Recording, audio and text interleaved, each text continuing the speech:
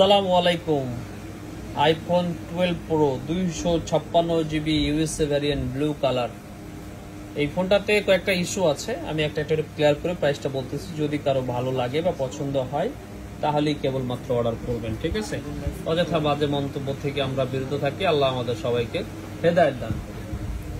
IPhone 12 pro USA ভ্যারিয়েন্টের এই ফোনটাতে প্রথমেই যাচ্ছি আপনার ব্যাটারিটার দিকে। আমার মনে হয় প্রবলেমটা যেখান থেকে শুরু সেখানেই আসলে যাওয়া উচিত। তো আইফোন 12 প্রোর ব্যাটারিটা দেখেন, এই যে ব্যাটারি, এই যে ব্যাটারি দেখছেন, ব্যাটারি হেলথ এবং charging unknown part, important battery message, মানে ব্যাটারিটা চেঞ্জ করা।